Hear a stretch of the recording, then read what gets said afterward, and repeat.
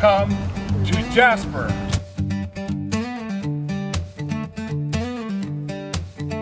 Hey folks, it's Bergen here, taking you on an insider's tour of Jasper National Park. Today, we are up here at the beautiful Maligne Lake. This is about 1 hour's drive south of Jasper, of course, on the Maligne Lake Road. Maligne Lake is the largest glacier-fed lake in the Canadian Rockies. Surrounded by snow-capped mountains, the lake is 22 kilometers long, averages 35 meters in depth, and is 97 meters at its deepest point in the south end of the lake. One of the most interesting things here is the color of that lake. This valley, where the lake lies, was carved by glaciers. The color of the water is that bluish-green turquoise color. The glaciers are also responsible for that. As they move and shift on the sides of the mountains, they grind a fine silt. It's called rock flour or mountain silt. And as that gets into the water system and gets wet, it absorbs some of the light spectrum and reflects back to us that blue-green color. If you plan to take the Maligne Lake Cruise to Spirit Island, they suggest you arrive about an hour before your cruise time and allow at least 90 minutes for the drive from Jasper to Maligne Lake. Having done hundreds of tours along that road, I can tell you that you need plenty of time to watch for wildlife and for sightseeing stops along the way.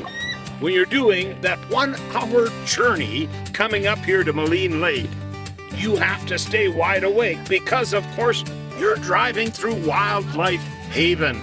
Oh my goodness. You can see everything, whether it's a white-tailed deer, a mule deer, an elk, a moose. Oh, and the moose are here every day, folks. They love to be here in the water, of course, eating that greenery from the bottom. By the way, watch for the bears, because you'll see black bears, and you'll see mama bears with cubs, and you will see grizzly bears. We have one up here, a mother this year with 2 cubs, and she's always around, always visible as you drive up here, folks. You have to be awake to make sure you see her. The best place to view wildlife is from the safety of your own vehicle. In 1875, Henry McLeod, a surveyor, trying to find a shortcut for the railway, found this lake and said, oh, it's a beautiful blue lake way up high in the mountains between Jasper and Lake Louise. So it took a couple of years for that information to come out.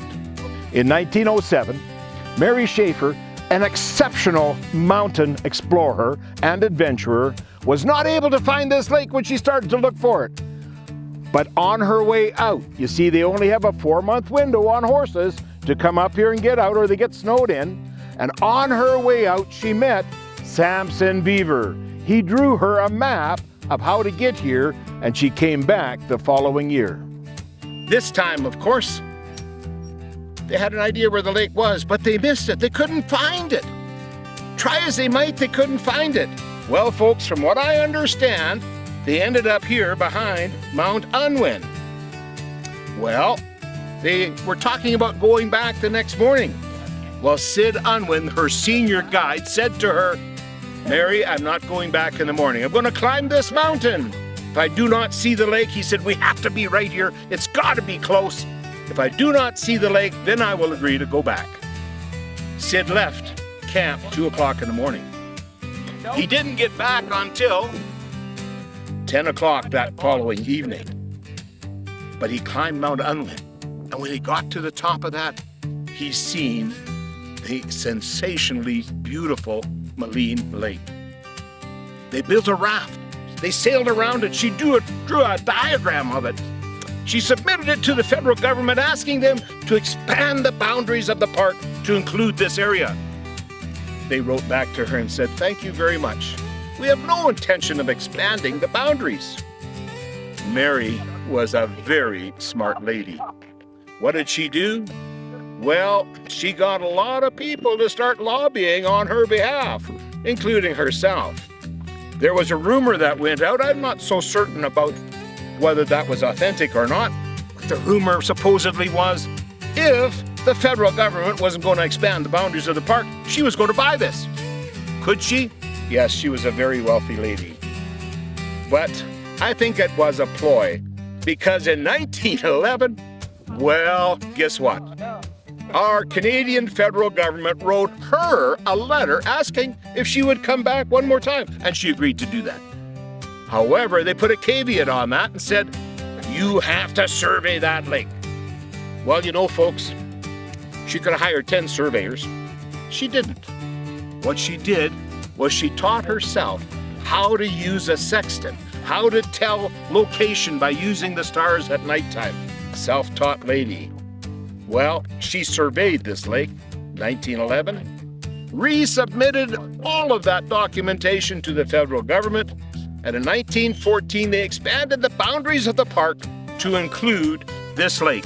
She wanted it preserved for you and I, the people of the future, so we could come here and enjoy it in the wonderful natural beauty that we see here. After checking in at Home Bay, you will enter the glass-enclosed heated boats and sail 14 kilometers past towering peaks and glaciers to the beautiful Spirit Island. As you travel on board, tour guides will share the history of the lake and its earliest employers, along with information about the plants and wildlife in the area. When you arrive at Spirit Island, the boat will dock and guests are able to disembark to enjoy a short nature trail leading to a viewing platform overlooking the stunning scenery. When you get there, it'll probably look very, very familiar. The reason is simply this. It is the most photographed island anywhere in Canada.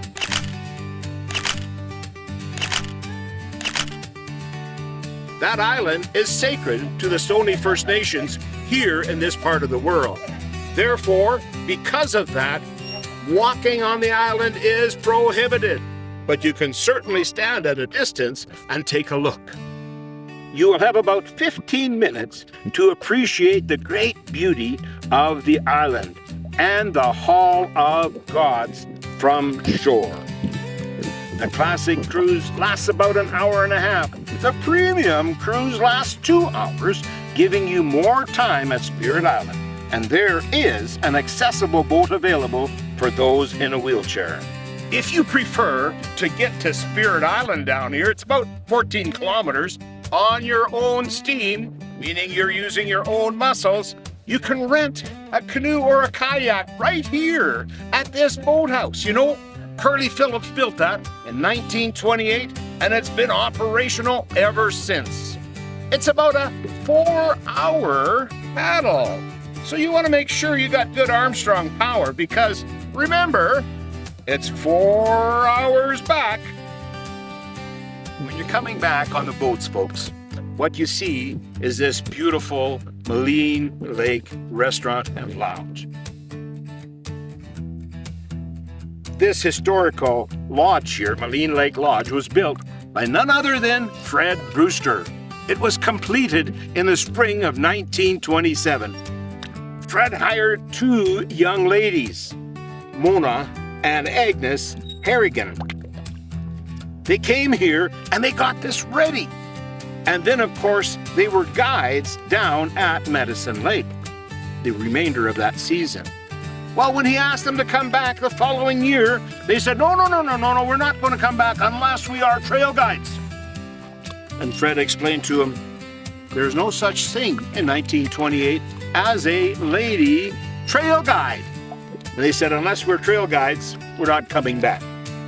Well, somehow, Fred Brewster's wife apparently heard about that. And she said to Fred, you hire them. And Fred did. They went down to Parks Canada, and they had quite a discussion. When they each laid their dollar on the table for their license and their permit, they got it.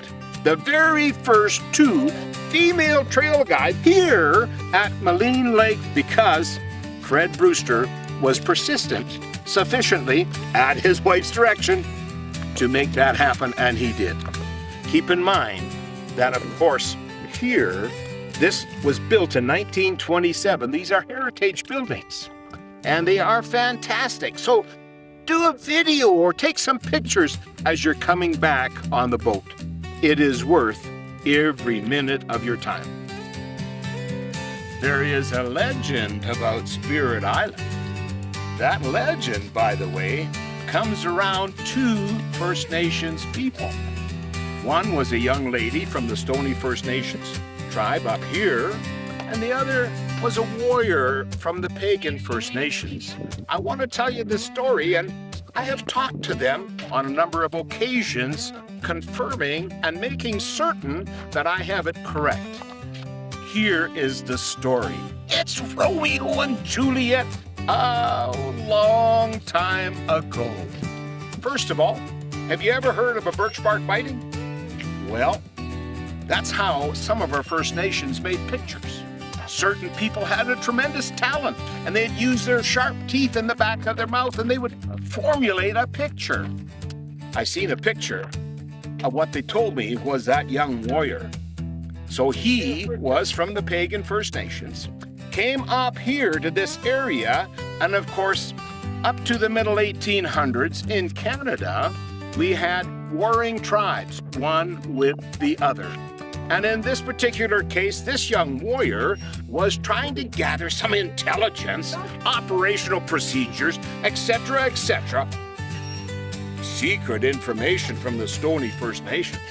So he was up here, and he was watching them. And then, from his hiding spot, he seen a gorgeous young lady.